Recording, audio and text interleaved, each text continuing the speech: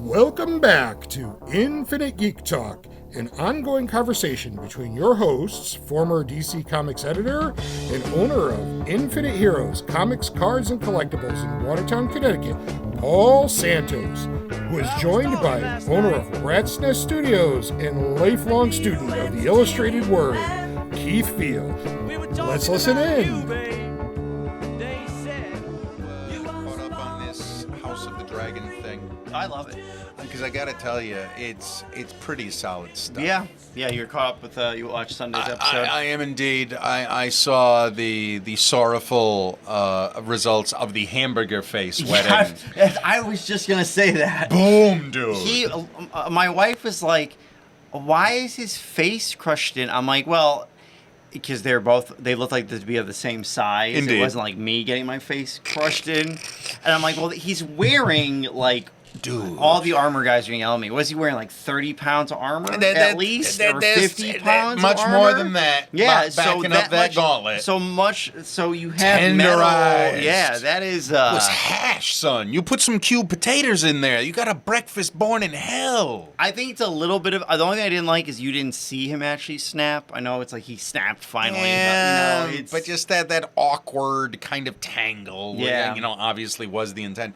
Yeah, really good stuff. I'm very happy with this show that I was slow to even throw a curious eye toward. So big thumbs up. Yeah, same. And, it's nice to have some sort of episodic television I can watch. Because Lord knows the rest of it is pain to my eyes. But as we record here this very night, I believe we are on the eve of the latest Star Wars enterprise to be churned out of the horror factories of the Disney Empire, Andor. Have you read any of their spoiler-free reviews? I have. No, I have. As I've said, the only spoiler I've endured are the various toys that I've had the fortune to stumble across. But beyond that, which has suggested a loose narrative, I know nothing else, save for the fact I really couldn't give a fig. But I'll be watching. So apparently, it's more. It is a precursor to Rogue One. Okay. So everyone's praising it for being gritty.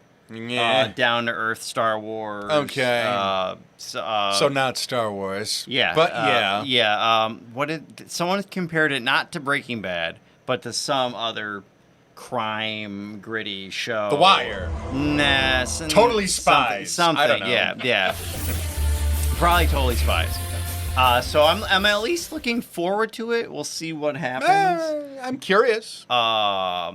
I'm sure you're up to date on She-Hulk. Wow, how could I not be? It's such a gift, isn't it? You know what? I will say I was shocked ratings-wise. So Nielsen is 3 weeks behind. I don't know why. You would have to ask the Nielsen people. And they published their top 10 list for everyone to see for streaming. Indeed. She-Hulk episode 1 did not make the top 10. Really? And that is like catastrophic. Oh, fucking kid. For putting into perspective, even Ms. Marvel, the first episode got into the top 10. And that was vomit. Right. Now, to be fair, it also shows you the top 10s in terms of minutes watched. Ms. Marvel would not have made it into this top 10, so it's just more competitive. Right. So we don't really know. But still, that means She-Hulk was somewhere around at Ms. Marvel levels. Ratings. I'm shocked. Gift of that episode. Oh, God, I want to talk about this episode. Sweet honey droplets. I'm just shocked because you have Mark Ruffalo's Hulk. Sure. She-Hulk is more well known than Ms. Marvel. Maybe it's cause for hope, Paul. Maybe people are done. That last episode was very bad. Very bad. We try in some way to engender a conversation where we're not just slamming the crap. And so, just very softly, be rest assured, this thing needs to be shot into the sun. Everyone behind the scenes is a war criminal.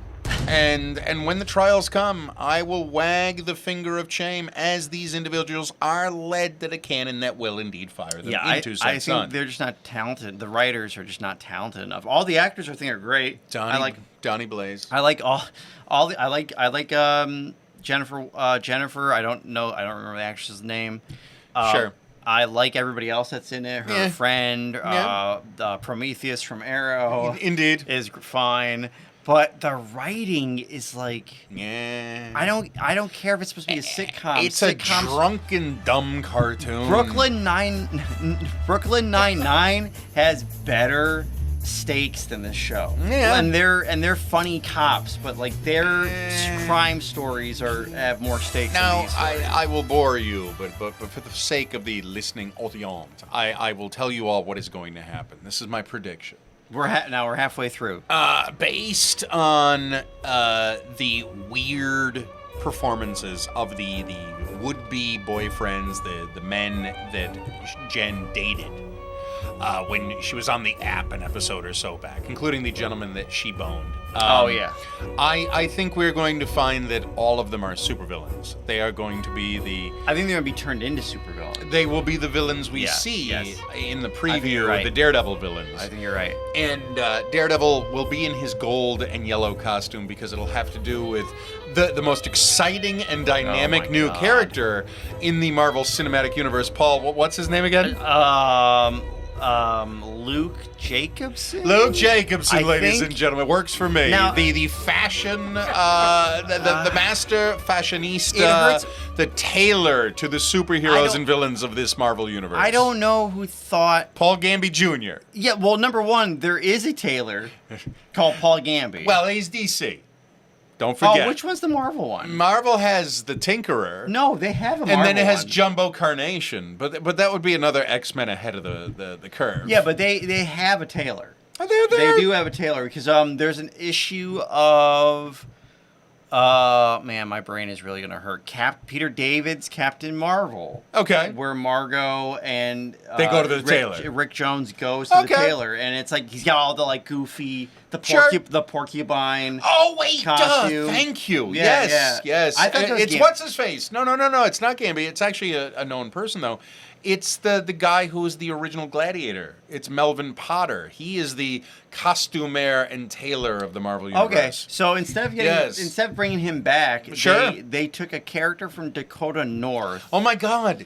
He's a character in their world too. As a fashion mogul, not a designer. No. Oh no. And then they decided to make him a very effeminate gay black man. It's true. Where I'm like, you could have just called him anything. And he's not even, you forget the race and everything else. It's just that like it's a weird.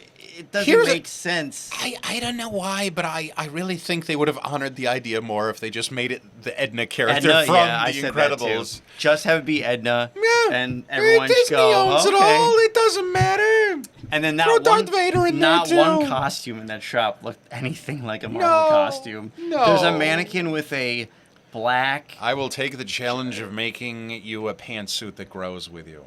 That was what that episode featured. My only hope is that exciting stuff. That this week's episode has Sprag the Living Who that has all her costumes, but I doubt it. I think it's gonna be jokey ones. No. The A story with Titania was terrible. I don't even know that we should call her Titania. I feel that if we don't, the show feels a little better. She reminds me of like an MTV Mean Girl. Right. So which is not the character at all. Again, it has nothing to do with the race swapping. It's that the character is not Titania. Correct. At all. Titania is a white trash wrestler chick. It's supposed to more or less get that 80s WWE vibe. Right. Yes. This woman is a rich, wealthy, successful media influencer, like bitchy person who knew to immediately slap trademarks on things that you couldn't possibly trademark within a limited window. And again, the actress is doing a great job because I do find like some of the acting funny. Oh, she's neat. I dig her. But it's not Titania. Like, why are you doing this? And she hasn't fought Jen since that one punch. Yeah, and which is crazy. What was going on in that fight? Because here we are, many episodes later. It was a fight about what? Why? Oh, we don't know. We still don't know. It said a misunderstanding in the news blurb on the show. Oh, on the show, it said there you go. She was claiming it was a misunderstanding. Yes, let's bury major plot elements like that as deep as we can. Yeah, it was very odd. It's a stinky show, and I don't care for it. This is the first time I have noticed the CGI, too. when she's Oh, walking. come on. Well, no, good. because Welcome to the jungle, because baby. I forgive a lot because I don't those mind. cucumbers, man. She is a cucumber. When she's walking from the courthouse. Gliding. She's gliding, yeah. She's a it's frozen bad. mannequin like, on skates, yeah. man. That was unfortunate. Wicked. Now, we were talking about something that came out last week. I suppose no finer segue than to the beloved ongoing facet of the gemstone that is this conversation. I speak, of course, of our choice for the official Infinite Heroes books of the week. Oh, yeah, and we actually agree on the same book. Yes, which we do indeed, by a landslide mile, baby. Yeah. Announce it to the good people. So the book of the week is Batman vs. Robin #1. Batman v. Robin #1, ladies and germs. It's a very good issue to jump on for anybody who's looking for a Batman story to get into the DC universe. It has, obviously it's got plot points from Batman, Superman, and correct, and the Robin book. It is for the intimate fan. It is woven into what's going on in current continuity. It doesn't miss a beat. This is the same Robin that's been skewering his way through the Zero War in his own title. Right. The relationship with Batman picks right up from its last tone in Detective, I think was where it was hit hardest last. So yeah, this isn't some sort of saccharine vanilla version of what's been going on, but totally new reader friendly. And if you are reading World's Finest, it continues the necessary story beats there as well. It was exceptional. It was very good.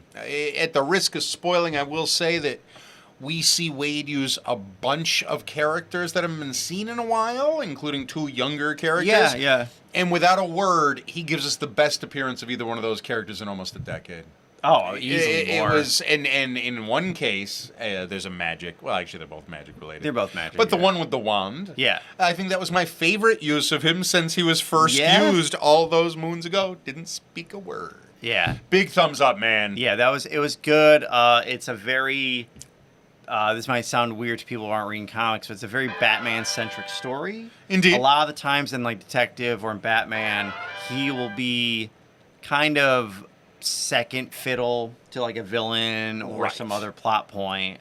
But this is from Bruce's narration. Yep. Totally his story. He's on his heels, which is cool. I always like seeing Batman. Because that's what I liked about the animated series, that people forget that he's not the Bat God. Right. And I like the Bat God. He's making it up as he goes along. Right. He needs every element of every episode. Right. He's gathering clues. He's finding out as he goes. And I liked the Bat God when Morrison did it. Yep. I think when that it became should be the norm. When that was the norm, I was like, ugh. It didn't meet the scale of the adventures that he was having in his own books. No way. So it just totally shattered the spirit of things like the gang war storyline that ran through war games and whatnot. Right. It's no, Black Mask can't be a challenge to this Batman. It doesn't feel real. And everybody forgets, too, that when Morrison... So for everybody, the Bat God concept, the whole as long as Batman is prepared, he could beat anybody, came about in JLA 4 or 5. Now I can't remember. Again, we don't do issue numbers here. But it was 4. It was 4. It was Grant Morrison. Indeed. Batman had figured out that these bunch of fake superhero, the Hyperclan, were really white Martians. And Martians are vulnerable to fire. So he's basically in a room with 3 Superman-level beings, and he just lights a match, and then he beats the hell out of all of them. He strings them up and leaves written in fire beneath their bodies, I know who you are, or something like that. And it was... such a great moment. Right. But since then, fortunately or unfortunately... not always, too. I don't think Scott Snyder portrayed him that way. No, not at all. I don't think... Snyder's Mark Batman Waid is the Batman of the Arkham games. Yes, it's a video game character. Yeah. And it works. It works for those. But a lot of other writers, they tend to be like, Batman's got to beat a 5th-dimensional imp, and he does it in 2 panels, and you're like, oh, okay. And then the rest of it's just whatever. I used a 6th-dimensional bottle. Right. It's all that stuff. Yeah. This was really no different than 66. No, but Batman v. Robin, he's facing off against magic. It's the real deal. He's figuring things out. Cool. And we don't want to necessarily spoil this time around, but a missed presence might just return to the franchise. Yeah, that's an interesting way to like. Of all the places for it to happen there. That's now, interesting. It makes me worry, Paul. It makes me worry that it's not real. But no, I'm along for the ride. I don't think they would do that. Well, maybe. I don't know. I'm not gonna pretend to know what Mark Waid's thinking. When Batman accepts the return of this long lost character, it is an emotional enough moment that I don't want that moment to be broken. Right. Again, Mark Waid is really. I feel like he was just doing the 9 to 5 at Marvel. Now he's back at DC. True. He's like, it's like when you leave your like true love to mess around. Yeah. And then you hate it, and then you just go back to her. It's much more. That's what I gotta tell you, man. That's what we'll say with Mark Waid. We were having the beginnings of this conversation a little while ago, and it's true. Yeah. The stuff he did for Marvel when he was super hot. Was workmanlike, I think. It wasn't anything... Yeah, in the very least, it's vanilla. Yeah, Look at Kazar, or Kazar, if you prefer. You can swap him out for the Flash, and the story loses not one step. Well, it's the same story. Even his Avengers run, his Cap run. Actually, initially the Ron Garney run is really solid. Post Heroes Reborn, I don't know what was happening there. Right. Well, I mean, he did the Avengers with the new kids.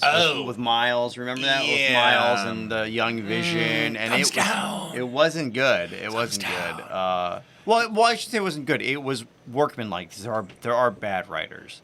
That's something I have to try to teach Keith is the scale system of it's not. Let me tell you something. It's not pass fail. Let me tell you something. No. Let me tell you something. I do no one any favors by engaging in some milquetoast series of grays. Live by the sword, die by the sword. I allow for rebirth. Make no mistake, there is always chance for redemption, but let it come through lips that are begging for bandaging because they are bleeding, Paul. Right. A stab through the heart made quickly is vengeance and love. So sane people use a 5 or 10 5 or 10 point system. Stabbed or loved. That's where we're at. Good, bad. Yeah. But so Mark Waid stuff was good, just not what he's doing at DC, which is like amazing. Which is a vested affection. Yeah. It's a level of comfort and mastery that you don't see otherwise. If the rumors of him doing a Superman ongoing is true, I think people will go nuts. Now, the talk that has been made that I've heard was something along the lines of, yeah, he's writing one limb of it all, but he's like the family head, or something along those lines. Yeah, I'm not telling stories outside of school here, but like usually at Marvel and DC, when you're talking about a family of titles, there's usually one writer who is basically a de facto editor. Right. If Scott Snyder, for instance, is going to use, I don't know, Penguin in a story, that means no one in Detective or Nightwing or Catwoman can use Penguin. Well, and it usually turns, at least if the system works. Well, again, but see, if that so there hasn't been a writer like that. Right. This is what I'm saying. So let's see that system again. Well, it depends on who. Like Hickman had that at X-Men. Yes. But once Hickman left, right, it was just everyone is showing up in multiple books. Right. Characters are, and I've been noticing this. Like characters don't have the same interactions with people. Like some people are best friends in some books, and then other times they're very very much so. They there doesn't people. Seem to be necessarily a shared narrative going on that I don't anymore. Like. And that's frustrating. And at DC, it usually broke down to Batman family, Superman family, and this is where it gets a little strange, the Justice League family and a weird family. So like Doom Patrol, right, Strange Adventures, Swamp Thing, they're not necessarily in Justice League. Right.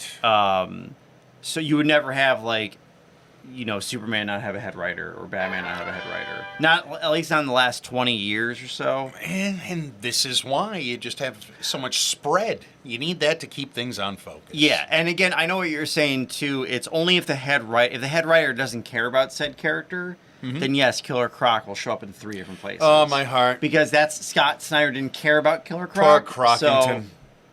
What happened to the Catwoman becomes the Kingpin of Gotham? That looked so neat. Wasn't that years ago? That was Snyder. And that was the thing, that at some point the Catwoman story diverged, and she was going to be the boss of Gotham because he had established that her father had been the capo of capos. Yeah, well, that was. And then Croc was going to be her bodyguard. Yeah, so I thought that was neat. So, and Nocenti blew that up. Yeah, because Joker's daughter she got some cred because that Joker's daughter issue was insane in terms of sales. So they let her do whatever she wanted, and it turned into nothing. That's what happened. Shame. Yeah, so you could get high if you end up doing, I don't want to call it luck, but it is a freak spike in sales. Right. Now that's your shot. And Ann Nocenti's been around for a long, long time. That's the other thing. She already had cred going in. Yeah. Creating Joker's daughter, or this new Joker's daughter, and sales on Catwoman skyrocketing. She was given carte blanche to do whatever. Have we seen her? Because now that that's all cool. No, she hasn't. I'm sure she works on the occasional anthology stuff. I meant Joker's daughter. Where did we last see her? She was last. Oh man, like Batman Eternal, maybe. Well, I know she was a fixture in the Red Hood books. No, yeah, she was in Red Hood after. I guess that would have been it, though. Yeah. Well, you know, unfortunately, today's sweetheart. Tomorrow's stabbed through the heart. Yeah, and you know what her Keith's justice. She's like a random person. You know that, right? Oh, she's a random person that found Joker's face got shaved off. That much I know. Yeah, everybody hated that. And they that stopped. She wasn't special. Right. There was no actual connectivity. Right. And with the Punchline character, there's too much redundancy there. There's only so many fangirls you can have. No, see, this is my argument, and this isn't a pitch of mine, but it's my idea. Joker's daughter is not a love interest. Joker's daughter is a daughter. Oh, I'm just saying, but I'm saying any kind of female tether to the Joker as a Mall sidekick or secondary re-envision. How many are you gonna have? Yeah. I like this. I like it if she's the original idea was everybody thought she was a fan / sycophant. Right. Maybe that would have been better than just a random. And actually, when we brought the idea back, right? Not that I know That's of. That's crazy that they never met. Her mask was his face that he peeled off. Correct. Well, because the story. So there's some level of intimacy there. Because they had no idea what.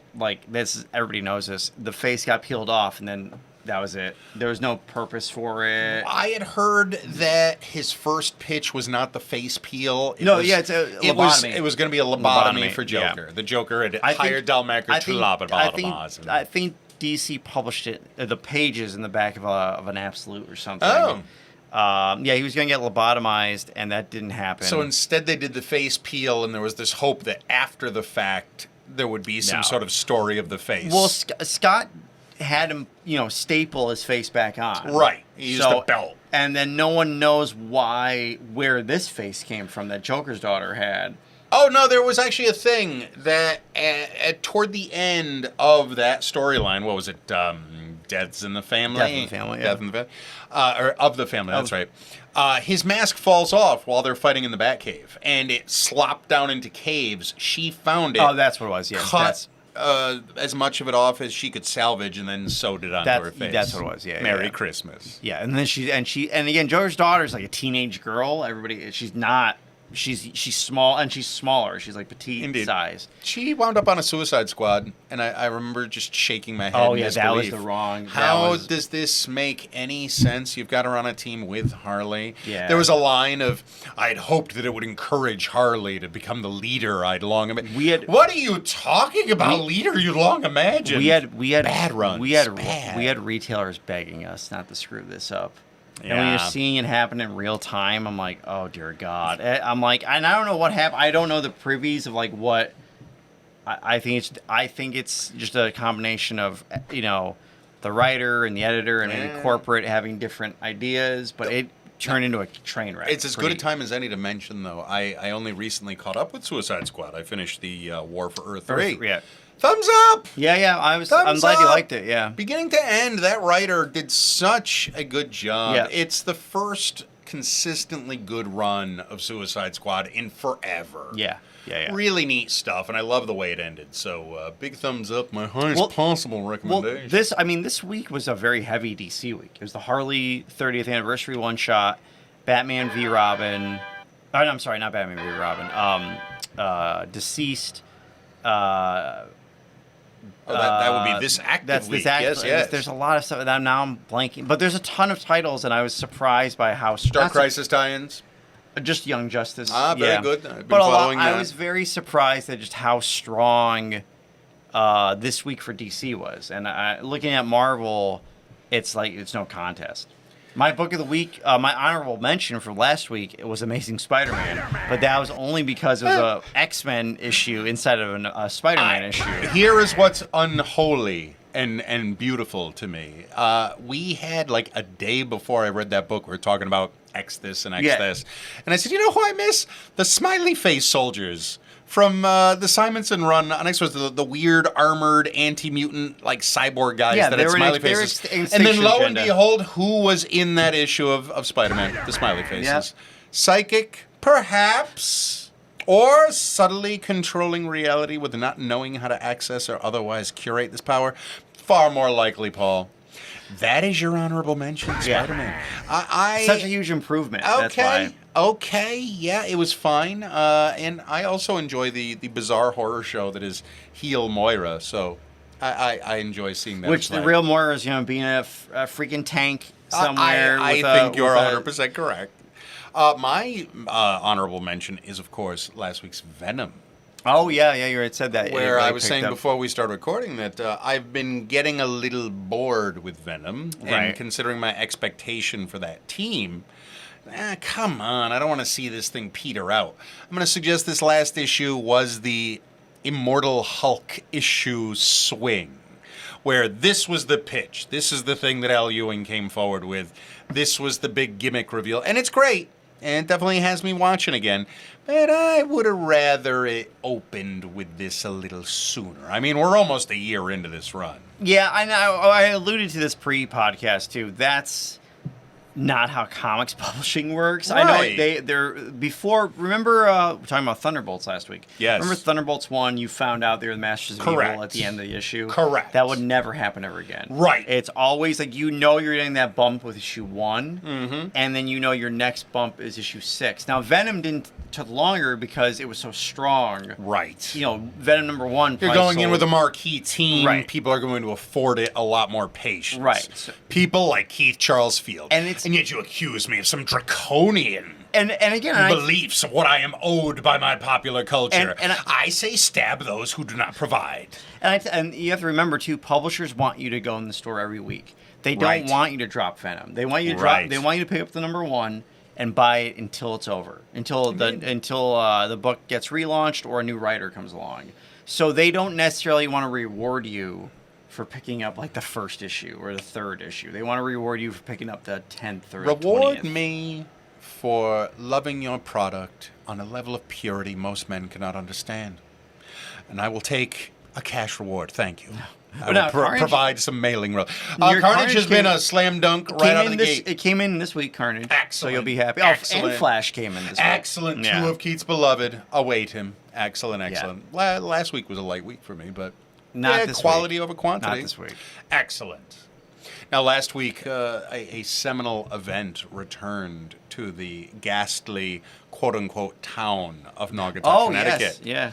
I speak, of course, of the Connecticut Horror Fest. Does that sound right? That sounds right. I think that's what it chooses to call itself. Definitely Horror Fest. Yeah. Yes, Connecticut Horror Fest. Richard, you are of the Valley. Does that sound right, Connecticut Horror Fest? That is correct. I saw the cheap little signs. Yes, there were little white and black signs perched like in the dirt here and there in this pathetic wreck of a community. I went last year too. It's a convention held at the Naugatuck. What are they? Convention Center. Is it the convention center or visitor's center? No, it's convention center. All right, convention center. It's the old General Datacom building. It's a desiccated, crumbling edifice. There is exposed wiring and pipe visible through the walls of this once proud corporate bulwark. Possibly the scariest elevator in ladies and gentlemen, scariest elevator in Western Connecticut. The town said, let's just call it a convention center. And all manner of random events nest within its roachin hide. New word, roachin. And so this horror convention has been there a few years now. This At is what, least year three four? or Four, four, three, three or four, yeah. I went last year as the finest and most daring new name in film restoration, preservation, and distribution, my beloved Vinegar Syndrome, were one of the marquee financiers of of last year's show. They were one of the what do you call that? Sponsors. Thank you. Sponsors, yeah. Sponsor. They're one of the sponsors. And so I wanted to meet those guys, and I was glad I turned out for it, because I got to find where their headquarters were, and the rest has been a very expensive love affair. This year, I wasn't sure if I was going to attend or not based on what last year was. Now, I don't want to harsh anyone else's buzz. If you thought this was the bee's knees and a fine indicator of what you hope a horror convention is, then power to you, sweet friend. I wish I could view the world through your rose-colored eyes, you sweet summer child. But I found it a farce, and it kind of broke my heart. So I did not go, so I can't say anything besides secondhand. It's a dirty smell house full of stink and a lot of Halloween T-shirts. And it was just a bunch of like Etsy level craftspeople, some of whom have true talent. I am not seeking to make an enemy of Etsy and its many needles and decals and Cricut devices. I will say simply not really horror convention. The only person who was selling movies last year in this was Vinegar Syndrome, and because it's in Naugatuck, they're not going to have their full catalog available.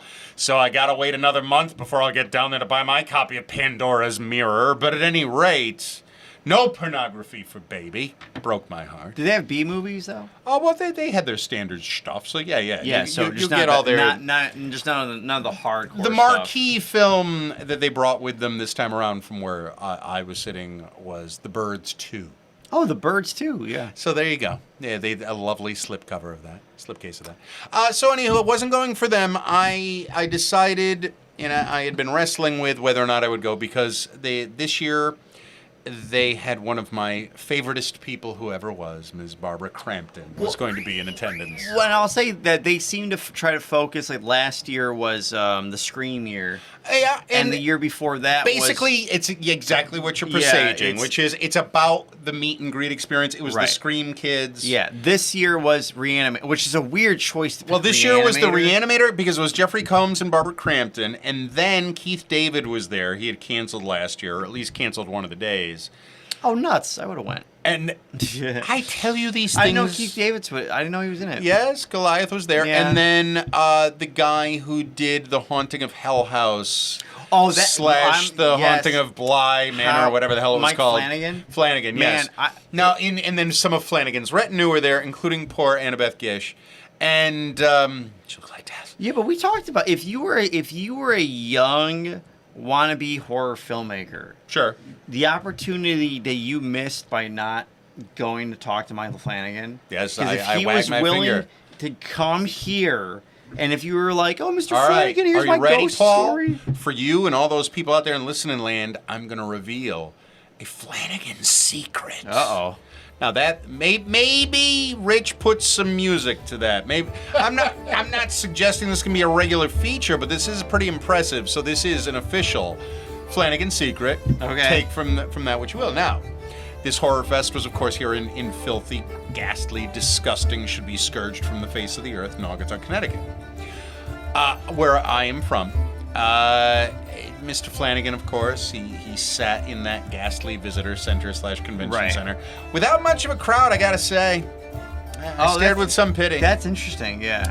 At least on Friday, that's when I went. He had a crowd though when you were there? No, that's what I'm saying. There's Without nobody, much of a crowd. The only crowd. person that had a crowd was my sweet, sweet Barbara Crampton. Yeah. And that was mostly because I held up the line because I would not go away. I wanted to stay with her forever. That's fine. But at any rate, he made a little film called Oculus. Did you ever see Oculus? Yes. Yeah, I see. It was fun. Oculus. Yeah. Now, one of the characters in Oculus, one of the ghosties, was a hefty fellow.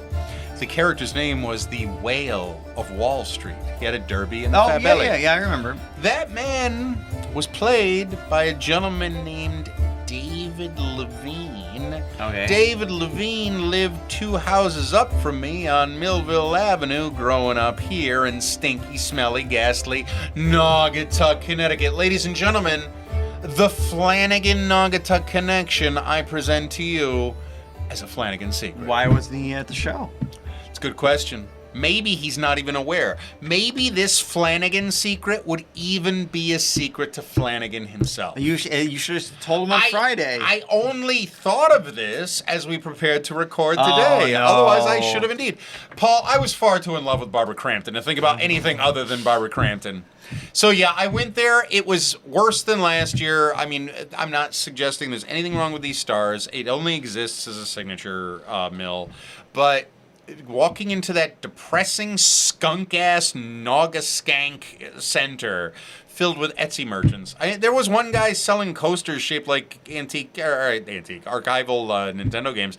I thought that was a cool idea. I don't really know where the horror connection comes in. Well, I think that's the problem with horror shows, or because you don't. It's movies, too niche. Posts, it's too niche. Too niche. Yeah, right. but how many? There aren't that many. Paul, I think we have to save the organization. I think we need to be streaming in there next year with some bushels of Tomb of Dracula and some Werewolf by Night. Yeah. We need to bring some dignity to this operation. If I knew that it was that bereft, we're staking our claim, baby. The only thing I'm hoping they're not, and this is not to talk crap about the promoters. Not but at all. Not at all. I hope they're not on a downward spiral. I don't know. Because this thing seems to get a lot of talk after the fact. Yeah, but Michael Flanagan. I mean, everybody.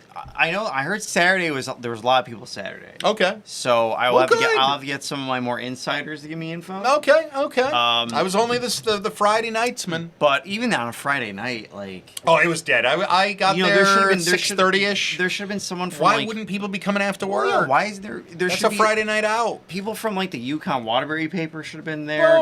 Northern Valley paper should have been there. It's crazy. The little girl who got her head mashed in Hereditary, she was there too. Oh, get out of here! Really? She was there too. Yeah, she was. Yeah, I know what you're talking. She's been in other things. She was a little Pyman girl. Yeah. Oh, certainly. I thought that was nice. Also, she seems spunky. I hate that movie, but not in a critical way. In that it disturbs me way, and I can't. Well, watch Paul, it again. if it was possible for a filmmaker to create a magical lens through which you could watch my upbringing, welcome to the movie Hereditary. No, thank you. Every day of my life, baby. Did what demon was that came out at the end? Oh, Sweet Paimon. Paimon. Yeah. Hail Paimon, born and chained to the soul of the lesser, and I like released on her death. And I like that genre, but that whole movie is too much for you. Too much. It's too creepy. It's such a gift much. to know that I am not alone in my upbringing in hell. It's too much. But yeah, so Matt the Crampton, it was like heaven. I floated through the rest of my weekend. It was a lovely adventure, and as soon as it was done, I said, I'm leaving this place and never returning. What if you were doing a horror fest? Who would you bring in? One movie. Oh, just one movie. Just one movie? Or like a series. I would reunite the cast of Sleepaway Camp without missing a beat. No, okay.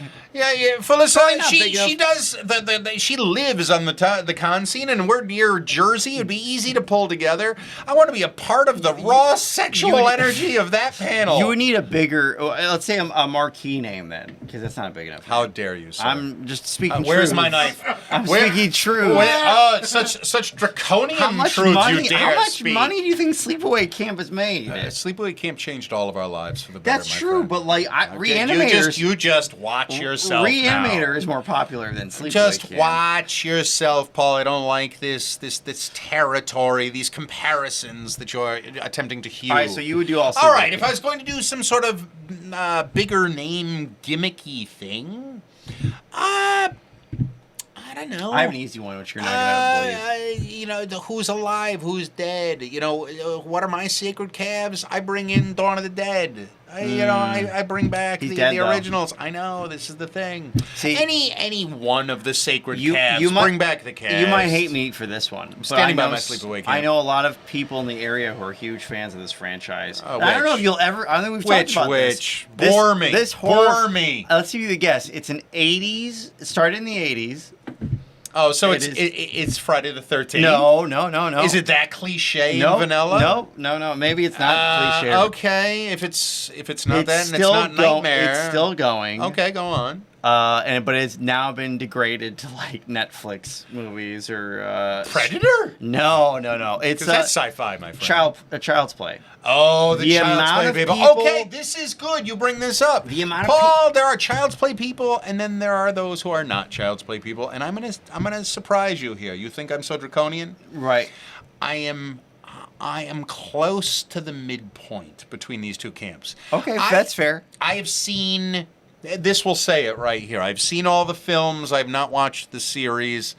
I would never take a bullet for Chucky, but I will always allow for Chucky and his stupid franchise in my life because I have an affection for it as well. Yeah. It's one of the tent posts of the mainstream horror universe. I think the first two movies are legitimately really good horror movies. I like. You're not going to sit there and claim they're scary. No. But I like the effects. Fine. The gore effects, his effects are crazy in good. terms of genre definition. So good. Yes. Yeah. Yes. The first one especially. Yeah. I'm not a huge fan of the second one. But I like it fine. And this is all, for all my support of our any little people listeners. We need more little people to be filming in horror movies. Amen. Because I would rather watch them in costume Practical than some effect all the way. CGI monstrosity that is stupid. And I don't know who that was. I know I should. I know it wasn't. It wasn't Warwick Davis. Warwick Davis, but it was someone because it was the ghost of Kenny Baker. Yes. Well, it was this was a, I don't know what type of dwarfism he had, but it was a small like.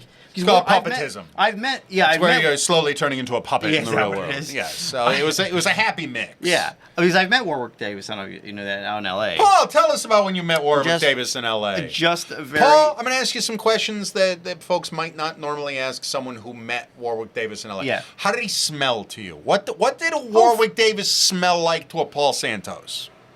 He had to smell like something, and I'm going to bet that you remember what he smelled like. Well, I don't actually remember what he smelled like. I'm Paul, you don't know how to meet Warwick Davis at all. No. All right. His handshake, firm.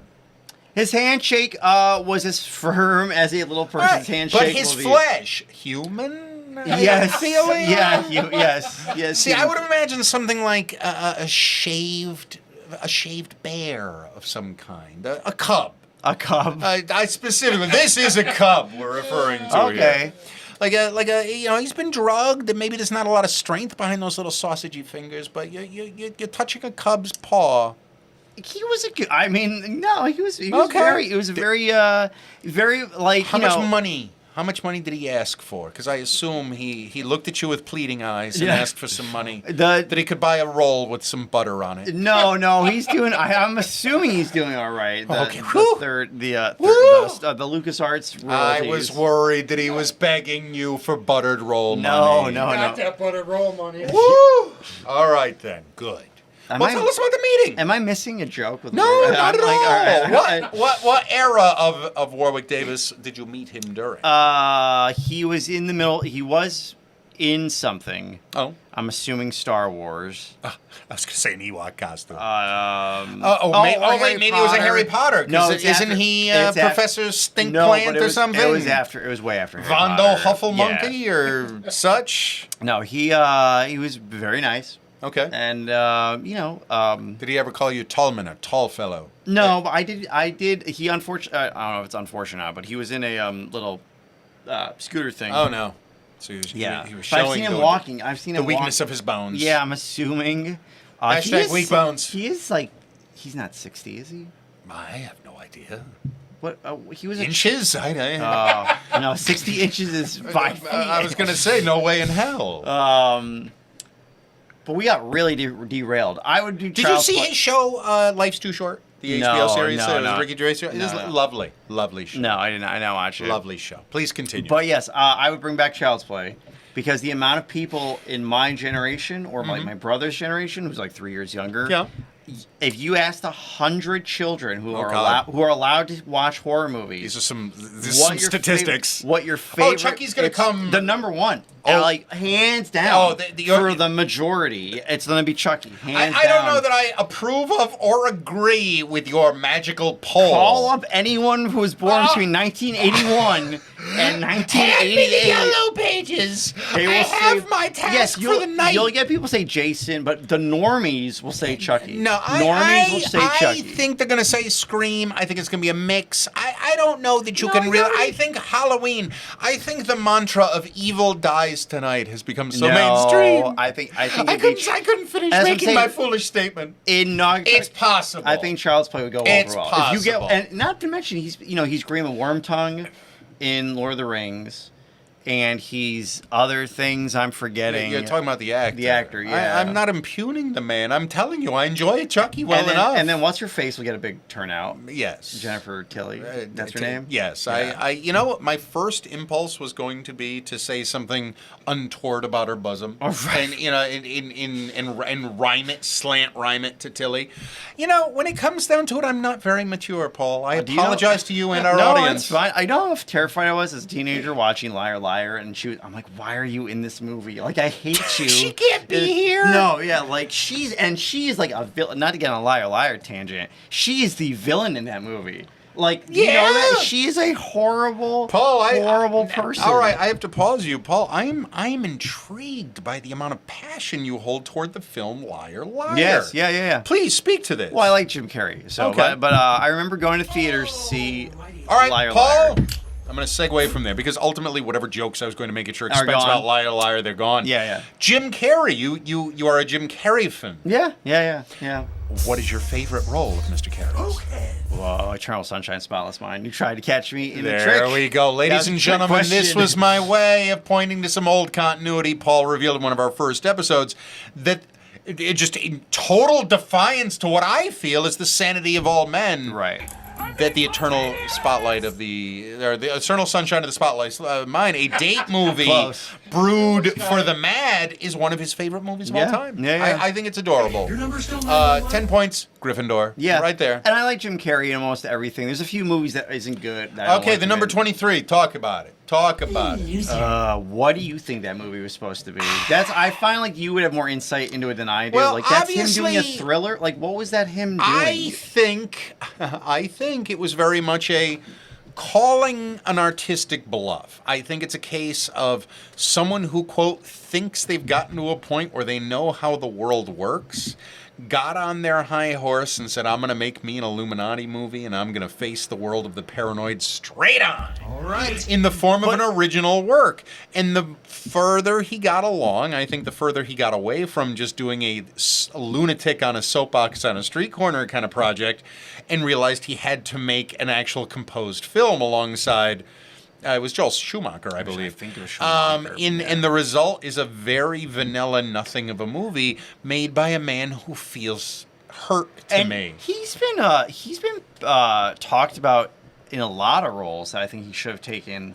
You're right. He was going to be in like another biopic. I don't remember of who. I believe Mr. Carey is a true talent, and I think that sometimes a talent has to give their demons a little too much display.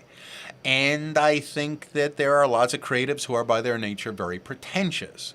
And I think that pretension feeding damage results in some of the more unfavorable stories that seem to circulate around Mr. Carey, and certainly some of the more unfavorable choices in his career. Well, he says but I think he's an exceptional human being, and I think the world is better for having him in it. Yeah, he's threatened to say that Robotnik is his last role. Bye-bye, then. Well, it's a good note to go out on, because I really like his Robotnik. Yeah, he'll do Sonic 3, but that's it. And I'm like, I don't Keep making the Sonic movies, Mr. Carey. You've got to eat, and you've got 50 billion children and exes. So to keep everyone happy, keep making me these little Robotnik movies. I thought he was going to do like a Lenny Bruce biopic or something. I don't know. His decision to go crazy over Andy Kaufman, yes, that's right. I stress that. Well, yeah. Is enough that he should stay the hell away from doing any of that. Because Yeah. I think he might lose himself next time. Yeah. I have no doubt that some part of him was lost to that whole Idiot Elixir. Well, All right, so you tell me, you're telling me that Chucky is the #1 horror fan here in the Valley. In the Valley, yeah. In the or Valley. Waterbury, too, I would say Waterbury. The New Haven And I want to County. hit this on the head a little more since we're chatting so much about horror. Is then Chucky your favorite of the horror icons? No. The franchise heads? No. Excellent. Thank God, because I would have lost something there, Paul. So, Paul, I will ask of you then, lad, who is your favorite of the madmen, the murderers? Straight toward the vanilla. I'm not going to sit here and say Cropsy from The Burning, even though he's perhaps my favorite killer. I have a favorite monster. That I think I told you might have forgotten. Let's keep it mainstream-ish, but go ahead. You could give me either if you feel it's conversion. Probably the Friday the 13th franchise I could watch. That's the strongest for me, personally. Very good. Very good. I like that as an answer. I think if I said Henry from Henry Portrait of a Serial Killer, I would be violating the spirit of the question that I posed to you. Perhaps the sun awaits. Yeah. But I am actually going to agree with you 110%. It is Mr. Voorhees and Friday. As a kid, I always wanted it to be Nightmare on Elm Street. Sure you did. But it never... the really bad ones are bad. Paul, here is the difference that the 4 or 5 years that divides us, despite your assertions to the contrary, will shine. Right. I saw every single Nightmare on Elm Street in the theater. Oh, so that was like its special role for me. Yeah, it wasn't my favorite, and remember Keith Field, the master of pretension from last week. Yeah. Hates humor in movies. Right. I hate humor in horror movies. And the Friday movies become sillier as time goes on. Well, so that queered the deal for me. Yeah, because it goes from one-line... Not in a good way. It goes from one-liners... Like, Freddy used to do one-liners, which you kind of just roll your eyes, but when the deaths become, like, jokey... Right. Do you remember those? And you're like, what am I watching? Ultimately, when he says to the poor wizard master, "Shit, I don't believe in fairy tales," that's perfect. That is as silly, glib, and action hero as I ever want anybody to be getting. Yeah. Specifically Freddy, because these days I want a silent killer. You do stay... I know you're not as much a horror guy as myself. That's why I welcome that we've segued into just talking horror. But you do stay abreast of things. Yeah. Of the modern efforts, because now we have a renaissance of horror that goes on these days. Sure. So many different creatives coming from so many different points of entry, so many different philosophies. But one of the things we do see are modern creators trying to capture the franchise killer magic in a bottle, or lightning in a bottle, whether it's these shit Halloween movies you all have decided you like. Evil Dies Tonight, my ass. Paul, I didn't like either one. I remember you saying that, That's right. Keith Consistency Field will stand up. It's not our comics. I can talk shit about the movies. Hated them both. Evil Dies Tonight. Of the modern efforts to create franchises or franchise flavor, do you have any favorites? Or do you not have enough exposure? I don't have enough exposure. Okay. I will say that in terms of... Then let me flip it and say you should check out the Hatchet movies. These are largely divisive. I know of them, yeah. I really like them, man. I think there's enough weird little gags and ongoing flavor. They're over the top, but they're slick. It's not all practical effects, and anybody wants to slam it for that, I'm not going to stop you, but by and large, I give it a thumbs up. Why is it divisive? People think it's just schlocky? People who... I don't want to say anything about the individual fans, but you hear a lot of, like, suggestions that it's not a worthy successor, that it's too tongue-in-cheek, that it's too silly, that it's not believable. You hear a lot of slams that come across as feeling a little disingenuous and almost jealous at times. When people try to approach these... The niche, and try to find their way in and be the next Freddy or be the next... there tends to be a lot of gatekeepery attitude. It's understandable. Well, do you remember, once, 2 million times bitten, 3 million times shy. Yeah, but do you remember, like, when Redbox was the thing? Yes, I would walk by in, like, September, October, and it's like, oh, new slasher. Oh, it's Baghead. And you know what I mean? It's like very something. much It's so bad. So I don't really begrudge anybody but when something's good, let it in. Well, That's all I'm saying. I just remember seeing and make sure you see the most unedited versions possible. I remember seeing because that'll impede you a little bit. Ad for Hatchet in a indie book, in a comic, in like an independent comic, and I'm like, what is this beloved film franchise? And I look up the trailer. And I'm like, it felt like an 80s slasher. It works, man. I like it a lot. Maybe we should do this more. We should do this more close to Halloween. But I feel like, well, Paul, it's going to color every episode moving on through the holiday. This will just get everybody jazzed up. But in terms of horror icons, there hasn't been anything in 20 years. Like you say, the Conjuring universe, yes, because that's a big moneymaker. People like it. In an almost comic booky way. There are sporadic elements that you can point to. But there's no slasher. And you can point to something like Bagul from Sinister. I would say... I will argue, if you have the kind of recognition that you know who I'm talking about, then yeah, it approaches it. Is it its equal? No. But it approaches it, right? I just remember when Scream came out. Yes. They were like, oh, it's the start of a whole new era. Paul, and can then I tell it you went something? nowhere. I will be cold in my grave before I ever call the killer in a Scream movie Ghostface. It's a lie. There is no, oh my God, it's happened again. Yeah, and what... Look how passionate I am. Oh, you're swearing. That my fifth, I believe it's my fifth F-bomb came, again, it's such an innocuous scenario. Aren't we just bleeping them out? I thought we should just bleep them out. They'd be funnier that way. Please. Oh, my heart. I can't let this happen. And that's a true story, right? Like the costume, when Scream came out, yes, they had to make a Scream costume, but they couldn't call it Scream costume. Get ready.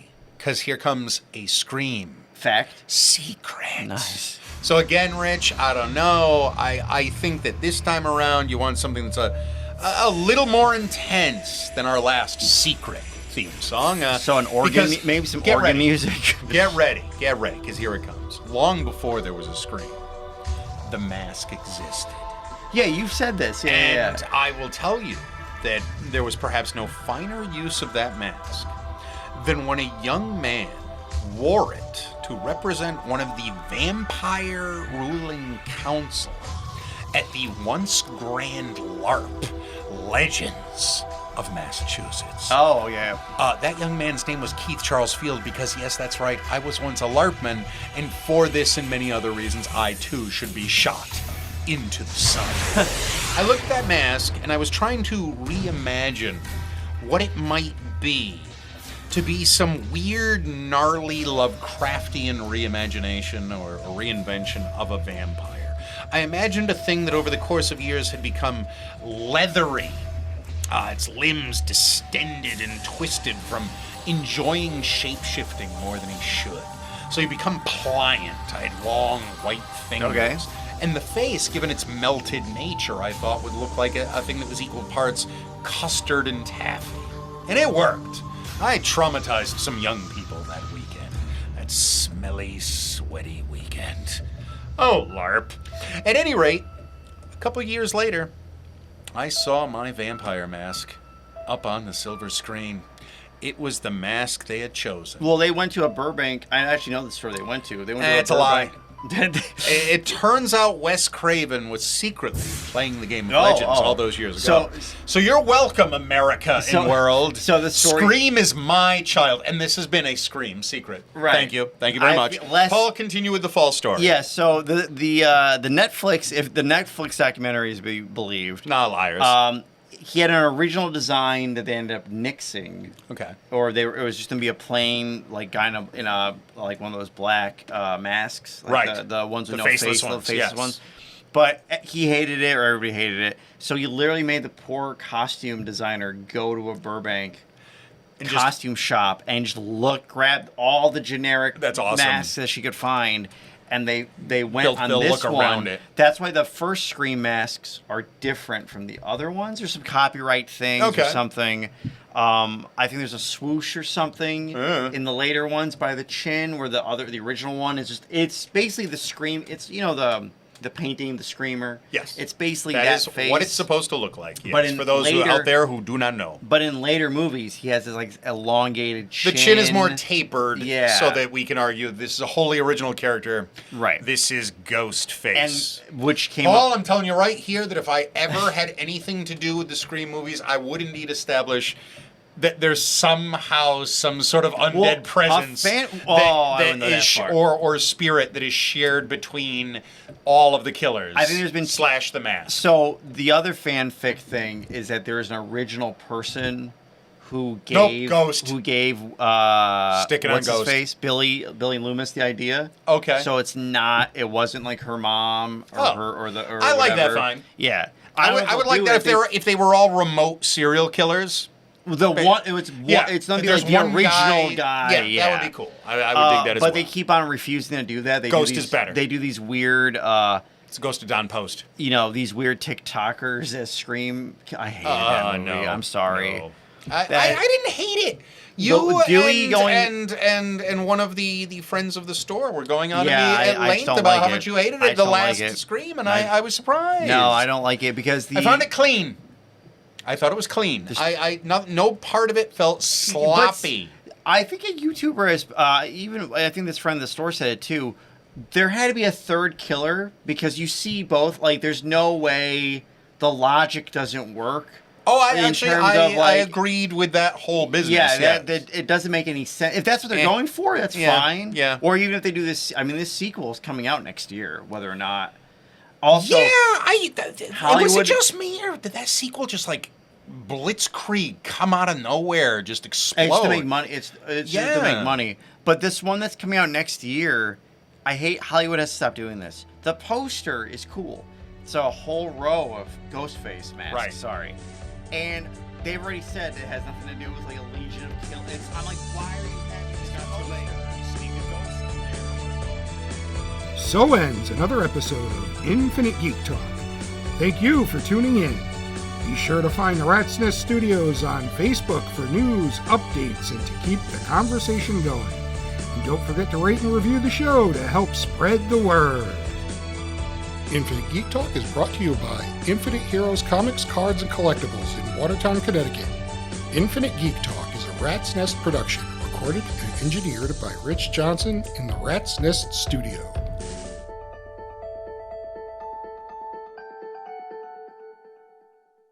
Ghosts. Ghosts. I feel like they're dumb and